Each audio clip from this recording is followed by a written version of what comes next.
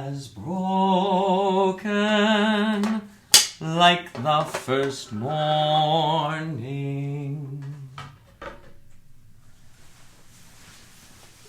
Oh, good morning, Jonathan. Good morning. How you doing today? I'm doing pretty well. Outstanding. It is Tuesday, March 24th. March 24th. And 6 months until Christmas Eve. Morning has broken. 9 months, I'm sorry.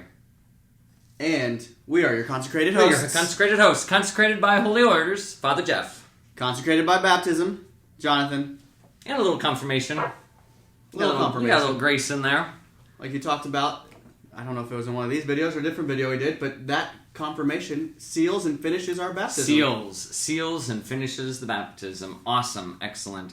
Yeah, March 25th. Tomorrow is the feast, the solemnity of the Annunciation of the Lord, which, as I said, almost mistakenly, and then I corrected myself, 9 months until Christmas. 9 months of shopping days until you send me that Christmas gift. What Christmas gift? I'll give you my list. All right. I'll give you my list. So we'll talk more about that tomorrow, but prepare for another solemnity. Another break Let's in go. the Lenten slog. Which we need. We need right now. Or the COVID-19 slog, or wherever the heck we are. Well, I wanted to talk about a little bit of the slog and the real heroes. Oh yeah, there are heroes out there. Right now, we're just goofing around and hopefully bringing some kind of break to people's days, but there are people still working in hospitals and doctors' offices that are truly saving people's lives, and they are the heroes. Putting themselves at risk. The teachers, they have wiped out everything that they've ever known and had to redo. Oh my gosh. I have no clue how they're doing it. I taught for 12 years. I taught at SCOTUS. I taught at Cedar Catholic.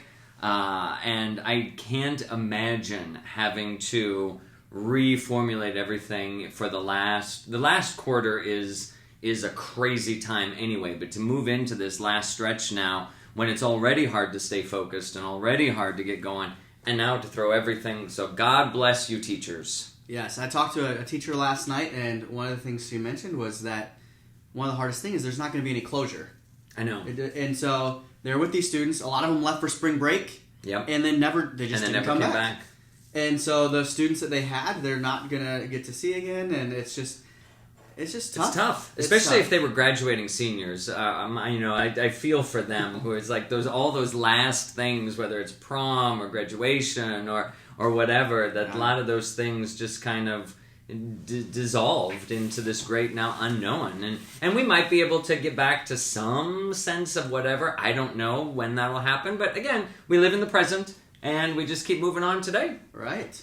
Absolutely. And one other group of people I wanted to really give a shout out to was just the service workers, the people that work in restaurants and other, the mailmen, the garbage. All of those people are still working, keeping our lives about as normal as we can. We can still go out to restaurants and order food and go through the drive-through and curbside, all of those things to kind of keep people working, keep activity going, keeping things alive. It's it's kind of crazy.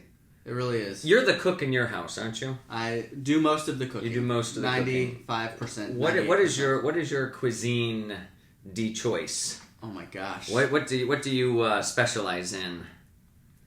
Well, Genevieve, I just asked Jonathan. I see you've joined us now. I've asked Jonathan about how his cooking is at home and what he specializes in. Maybe she can answer that. Genevieve, do you have an answer for what is the best things that I cook? I see nothing is showing up now. It's going to take a few seconds. But I know. What do you like to make? I was raised in Texas. Okay. So I love anything to do with meat, whether it's pork. Genevieve just said, let's be real, it's 99%. I appreciate you that. are the cook.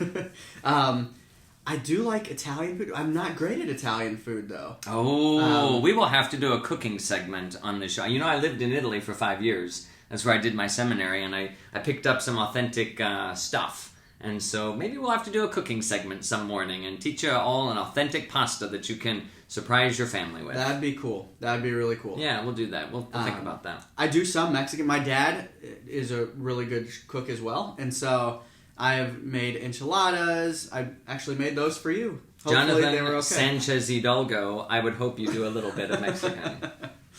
Just saying. And so there's a couple Mexican things that I like to do.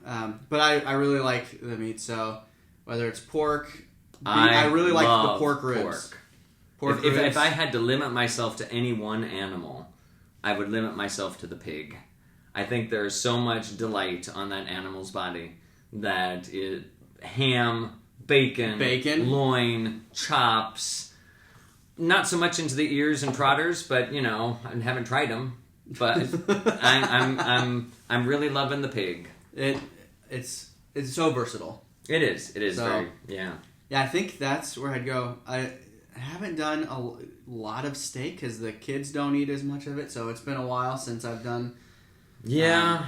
And it's hard. The way I like to do steaks, it makes the house really smoky because you put the oven on broil and then you shove it in with the cast iron. Yes, cast iron. So my new favorite way of cooking a steak is to heat up a cast iron skillet until it is screaming hot. Yep. And then put that steak in there and get a nice hard sear on the one side. Not long, minute max or so, depends how thick your steak is. Flip it over, nice hard sear, and then throw it in a 415 degree oven for, again, depending how thick it is, until it's to your doneness. Right. And oh my gosh, that is delightful. And then just melt a little butter on top of it to let it pour over and pull it all together. That's good. What do you season it with? Just a little salt and pepper? I'm just kind of a salt and pepper thing, yep. Unless I'm feeling creative in whatever. But generally, it's just a salt and pepper. Me too.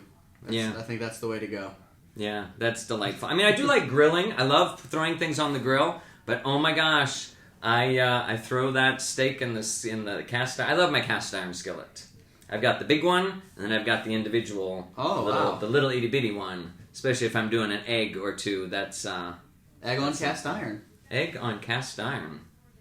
Very good. Yeah, if you got a nice seasoned pan, it'll come out there like nobody's business. Nothing over medium or you aren't a Nebraskan. That's very correct. Last night I did pull a steak out of the freezer, just a little one, and I overcooked it. It was sad. No, I like medium. I'm a good just medium. Medium to medium rare. That's where I'm at. I don't like them blue. I don't like them still mooing.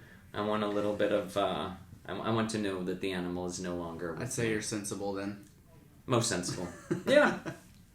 Well, as we get going today, yesterday we spent some time talking about our girl Saint Clare of Assisi. Yep. And we kind of talked about her reality of being, when she was sick, when she was dying, she saw Mass from her room without the aid of a TV, because of course she lived in the 13th century. So she had a vision of Mass. She was able to participate in the Mass going down in the Sisters' Chapel, and she was able to participate from afar. And that's really kind of how so many of us are experiencing the faith and experiencing the sacraments these days. That's such a great, even just patron saint of what we're going through.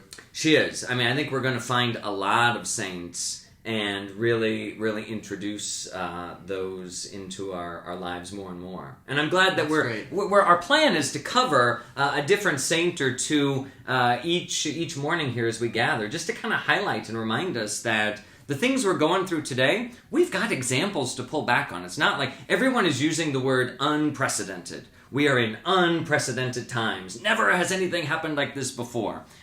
Oh, for the love of God. These things, just when we go into the extremes, it's like, are you kidding me? We have such a short memory as human beings that we forget that the human story is very long, and there's a lot of precedent for things that have happened before. There really is. So Claire Oberg is on, and she is asking, why can't St. Clair be that would be in the Lynette. Lynette is asking. Earlier she said it was Claire. Oh, St. Clair. Yeah, she tried to stick her kids' names in the Litany of Saints last night, too. Just because it was Claire's birthday on Sunday, you don't just get to be put in the Litany of Saints. St. Jonathan, I don't think there even is one. There's a Jonathan from the Old Testament. Jonathan, son of Nun, assistant to Moses. Okay. We recognize... Well, Jonathan was also the son of Saul. Okay. And my dad's name happens to be Saul. Really? They didn't do that on purpose, but... It just happened. It just happened. Oh, so Claire is standing in. She's hijacked her mom's account and is now in there as Lynette. But she turned 16 on Sunday, so happy birthday, Claire. Happy birthday, and to all those who are turning 16 and finding your freedom to go nowhere in this world today. At least the streets are fairly clear, so we can all be safe from these new drivers. Exactly. Amen. Yeah, actually, if anyone has any birthdays or anything coming up, any big anniversaries, let us know. We can maybe do a quick segment. We'll give you a shout-out. We'll give a shout-out. Absolutely. We love those. Or if you want to wish someone a happy birthday, that's what we do. Instead of these hopeful future saints, why don't we get to some real saints? Okay. So let's talk about some of the things. You know, as blessed as an experience as we can have in this time, and again, finding the graces that are in today, I think there's also a longing, a hurting, a transition period, a grieving that we're going through. I've gone through so many different... I've gone through a little bit of anger, sadness, hope, even a little bit of joy of just seeing everybody come together with the beautiful home altars and things like that. So, yeah, it's just a whole mix of emotions. I know. It's crazy. And I've been getting a lot of questions asking me about different ways to participate in the Eucharist. Father, can we have a communion service in small groups, or can we take communion to the home, or can we can we hang out in the back of church when you celebrate Mass and things like that? And that all comes from a desire of wanting to be close to the Blessed Sacrament, wanting to be close to communion. And it is painful to be separated from that. And again, it seems like unprecedented times, but I think we do have some examples that we can point to and look at to kind of help us out through this time. Sure. And I think, that desire is a good thing. A desire is a great thing. And I don't want to poo-poo it at all. If we only knew what heaven was and what that feeling would be, the sorrow and the grief would be... It'd be astronomical, the difference between what we feel now for the Eucharist as to what we feel for heaven. And that's our head can know it, but for our heart to know that is just, that's how we should desire heaven. The way we desire communion right now is what we should desire for heaven, and the great lengths we'd be willing to go to. Where I know you've said that people are saying, hey, could you come out, people have asked, hey, can Father Jeff go out to people's houses and do all those other things? Yet, we struggle every day when things are normal to just live out the faith and even take 10 minutes for prayer. Right. So this is really, I think, giving us a reset. And so this morning, some of the things that we wanted to talk about, well, we want to start with our saints. Who are the saints of the day? The other day, as I was kind of reading various news feeds and whatnot on the internet, I came across this article that I would like to share with you today. And I believe this came from Alicia.org. I don't know how to pronounce it, but that's how I'm going to pronounce it. And they had this great article on saints who had to live without the Eucharist. And as I was reading through this, it was an amazing testimony of how God supplies extraordinary grace in ordinary times. Extraordinary grace. Extraordinary grace. In ordinary times. In extraordinary times. I'm sorry, extraordinary grace in extraordinary times. Why isn't our video feed moving, Jonathan? I don't know, but the comments are moving. Okay. So I'm just making sure that we haven't frozen up and you guys aren't seeing anything. So if you're just staring at my unanimated face, I'm not a fan of that. So hopefully we're animated. Okay. So I want to talk a little bit about some of these saints. So one of the first saints that they reminded us of were the Japanese Christians from 1858. That there were thousands and thousands of Christians who were in Japan, and they lived without priests for almost 250 years. They had their children baptized. And then finally, when the Japanese missionaries showed up in 1858, they found over 10,000 hidden Christians waiting for them. That is amazing.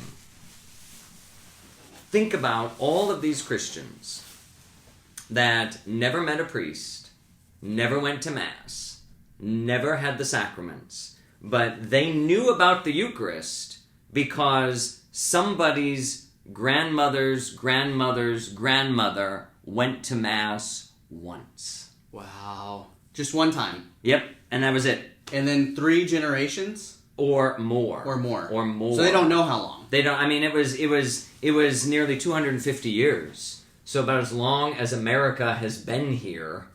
That's ridiculous. There were no awesome. priests. There was no Mass. There was no nothing. And yet the faith blossomed. Because, and we'll talk about a little bit about why that's possible and how that's possible in a second. But that was just one example of the magnitude of holy men and women living in such crazy times. Then go to Korea in the 19th century. Same thing happened. That basically the church was effectively run by laypersons because the missionaries were expelled. And so there were, at least when the missionaries returned in the late 1700s, early 1800s, there were over 4,000 Catholics, one of whom had ever known a priest. For 36 years, there were no masses in Korea until 1836. And only one of those 4,000 knew a priest. Correct. That they were separated from Mass for that time. In our own home front, we can go to the 17th century of St. Isaac Jogues. And St. Isaac, we all know of the North American martyrs that came to Upper New York and Canada and missioned here and to the Native American peoples. St. Isaac Jogues, when he was maimed, he was a priest, but when his hands and fingers were maimed under torture, at the time, it was impermissible to celebrate Mass with maimed hands. That if you didn't have complete hands, you could not celebrate Mass. And so Isaac Jogues, in order to get permission to celebrate Mass, he had to get on a boat, travel back to Europe, get permission, come back to North America, and then he spent over almost a year and a half without celebrating Mass, without receiving the Eucharist, without going to confession, because he lived in such extraordinary times. That's heroic faith. That is heroic faith. These are why the saints are such models for us.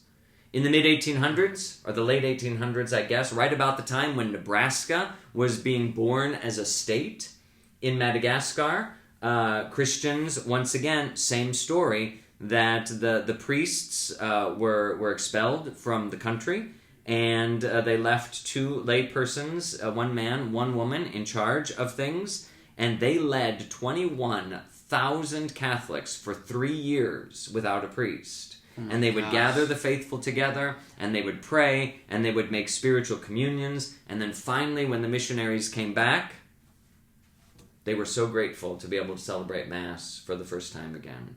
What a difference. And so these, for all of those, even the ones that had Mass, it's not like they spent their whole lives going to Mass. Correct. And so, they maybe had a handful of Masses if they were lucky, and they used that to carry their faith through that time of desolation. That's right. And they kept the faith.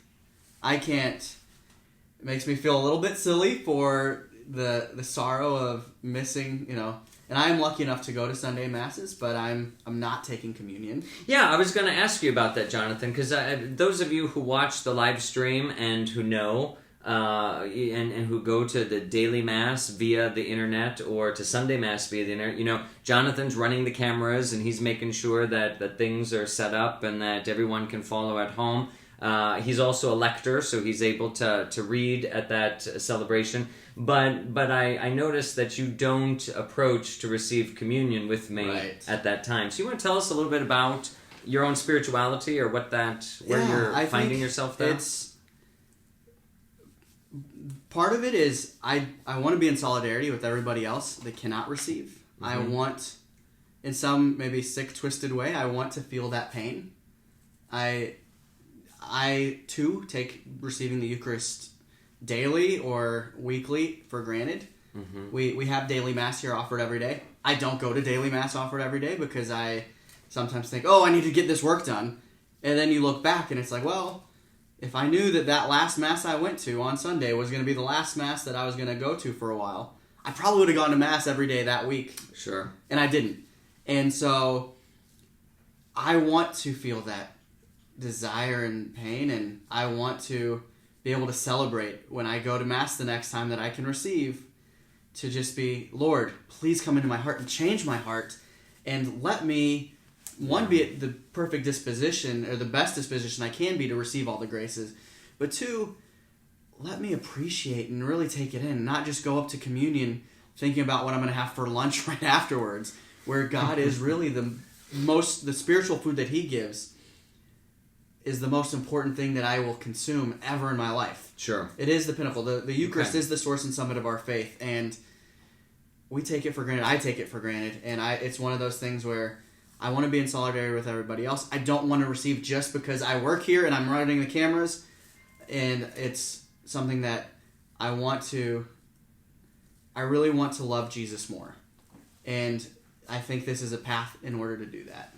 I think that it is a very difficult thing where we find ourselves, and especially when you find your heart yearning for Holy Communion or the grace of the sacraments, and it's, we never really realize how good we have it until we don't have it anymore, and this is now a bump on our journey. We've been basically one Sunday, maybe two, at least here in this archdiocese, without a Holy Communion, and you can see the impact that it's had already. Perhaps if you're a daily communicant, you feel that a little more.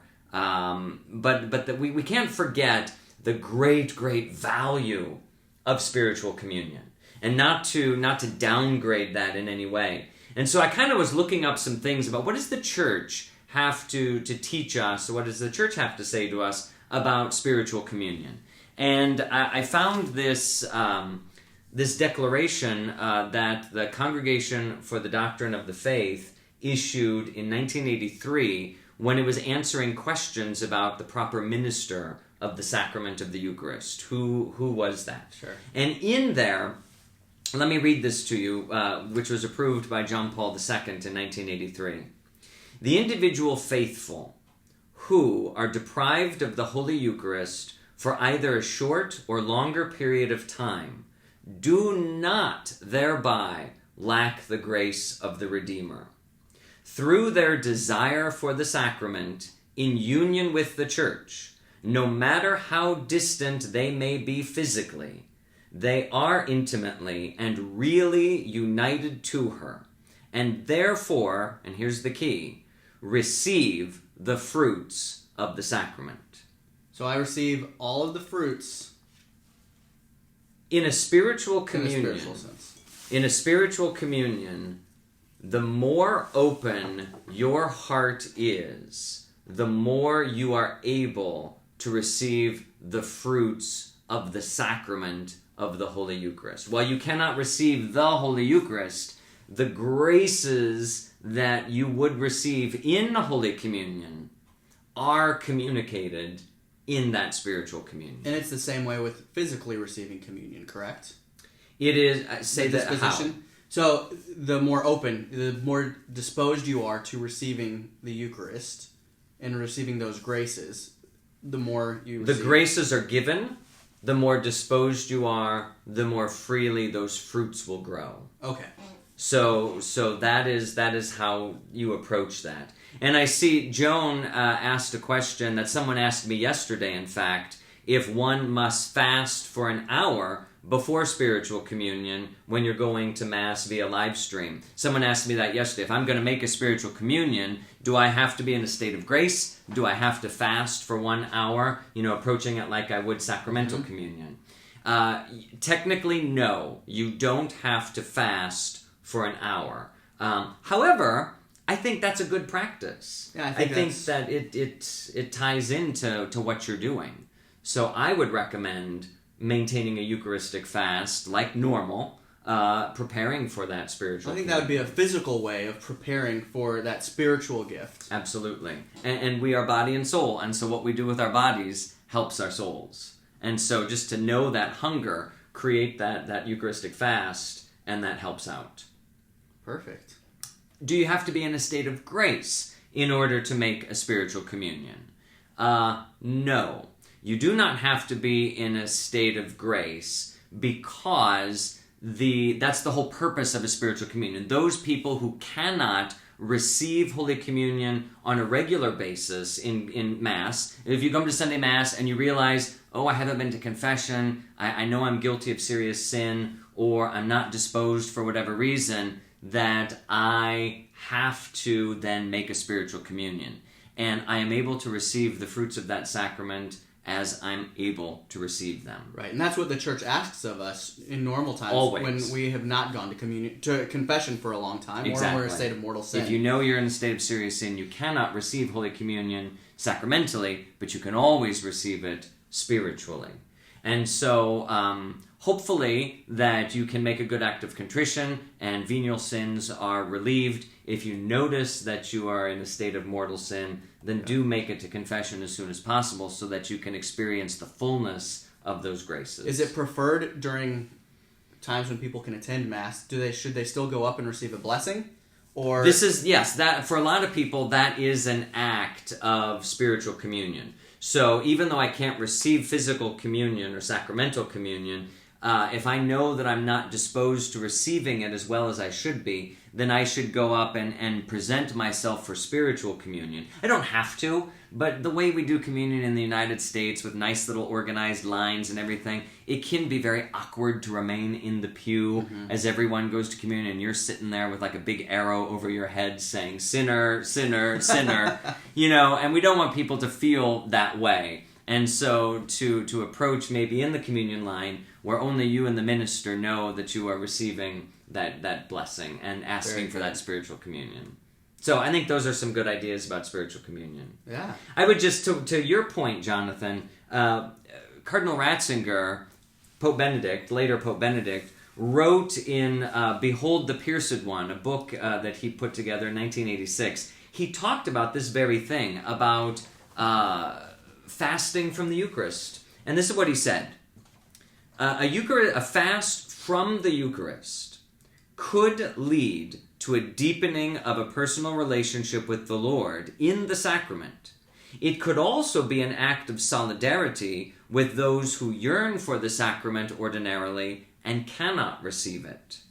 Voluntary spiritual fasting, which would visibly express the fact that we need healing that the Lord performs in the ultimate loneliness of the cross. Wow. So you join yourself to that loneliness of Christ on the cross when he feels so abandoned for that gift of healing. Sometimes, Ratzinger says, we need hunger, physical and spiritual hunger, if we are to come fresh to the Lord's gifts and understand the suffering of our hungering brothers and sisters. Both spiritual and physical hunger can be a vehicle of love. So fasting even from the Eucharist, and he's very careful to say early on, with the Church's guidance. That you don't just decide, because we can so easily fall into the heresies of old, that, I'm not worthy to approach the Eucharist, and we never go to communion. Well, then I would never go, because I'm never going to be worthy. Exactly. But with the Church's guidance, and especially in this time, we are basically told not to approach the Eucharist. And so to know that the full graces are available to us if we are open to receiving them, and that we are joining ourselves maybe to those people in countries, in distant lands, who aren't able to go to Mass every week, maybe once a month, once every 3 months. We are in solidarity with them and expressing our union, and Christ overcomes all obstacles. As St. John Vianney said, make a spiritual communion when you cannot go to communion, because no wall can separate you from the tabernacle, and the Lord wants to be in your heart. So make that spiritual communion and let him come. So even if you were in a place where you couldn't live stream Mass, correct, you could probably do that prayer of spiritual communion every day. Absolutely. And it would still make be up the same, your own prayer of and it would spiritual still communion. be the same graces? Absolutely. I would say that we should make a spiritual... We're limited to receiving Holy Communion once a day, twice in special circumstances. But spiritual communion you can make often. You can make a spiritual communion as often as you like. Wow. So that could be, if we're facing temptation or struggling with anything, just say, it's like a Hail Mary or a Our Father. Absolutely. Make that spiritual communion and ask God's help and assistance. That's powerful. Wow. So I just want people to, as you feel and as you wrestle with these feelings of aloneness or separation or hunger or whatever, the tempter is going to want to get in there and make you angry about that, or make you frustrated about that, or make you want to find a way to work around the system and put pressure on your priests and deacons who are suffering ourselves in this. And that's what the evil one wants to do.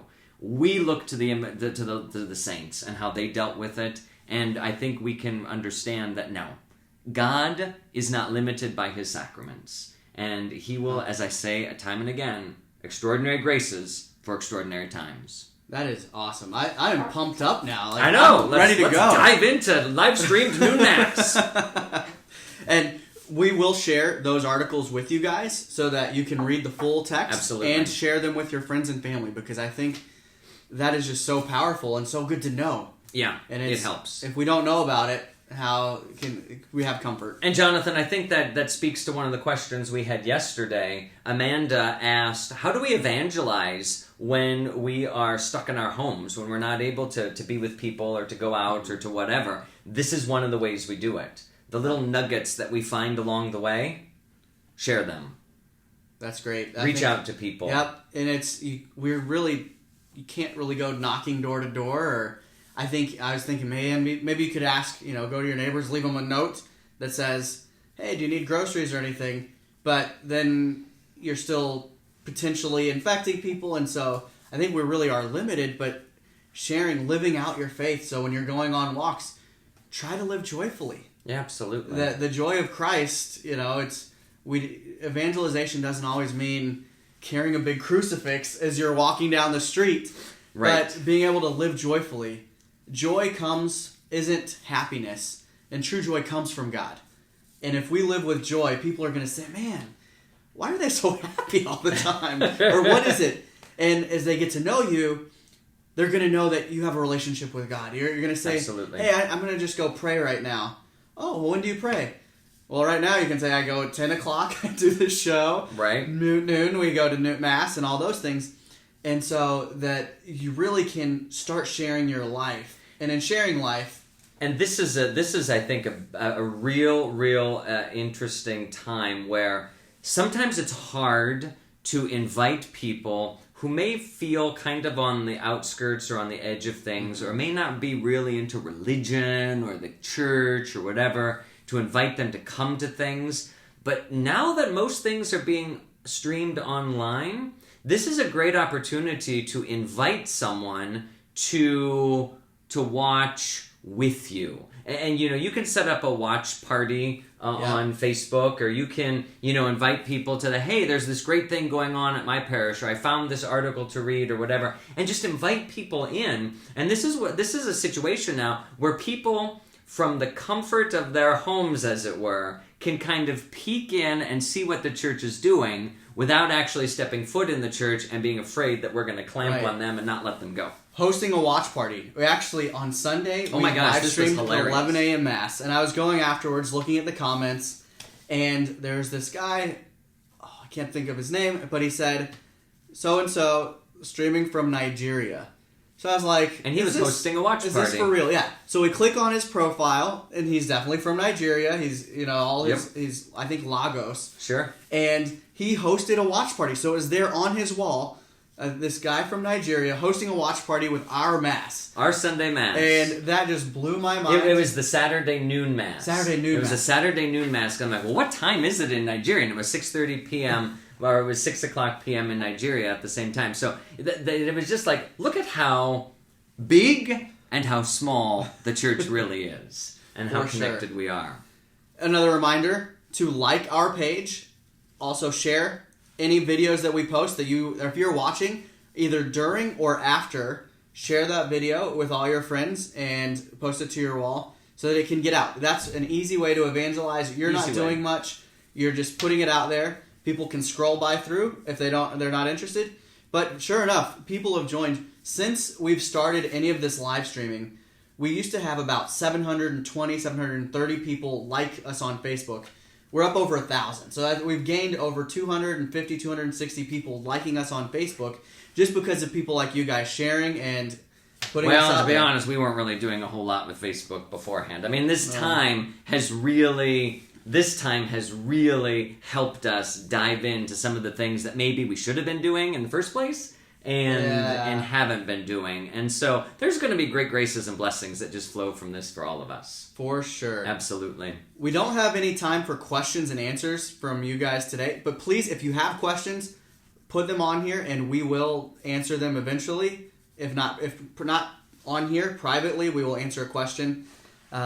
Otherwise, I think we need to... We have 2 bits of news that we want to pass on today. Number 1, tomorrow evening, the bishops of Nebraska, that is Archbishop Lucas and Bishop Hannafeld of Grand Island, will be hosting a live rosary in the evening at 6 o'clock p.m. Central Time, and that will be aired on Spirit Catholic Radio. Archbishop Lucas will be in the studio in Omaha. Bishop Hannafeld will be in the studio in Grand Island, and they will be praying the rosary together and leading the whole state of Nebraska in a rosary on the solemnity of the Annunciation of the Lord. So Spirit Catholic Radio, 6 p.m. It's the Nebraska statewide rosary. Correct. And you can find that on the radio or check out their website and get it live streamed and join in. Because of that, we will not be offering the Litany of the Saints on Wednesday evening. We are going to gather in solidarity with the bishops and all the Catholics across Nebraska for that rosary as our evening prayer. And the rosary for tomorrow at 3 o'clock is going to be the Chaplet of Divine Mercy instead of the rosary, since we'll be doing that at 6 o'clock. All right. And one other last thing.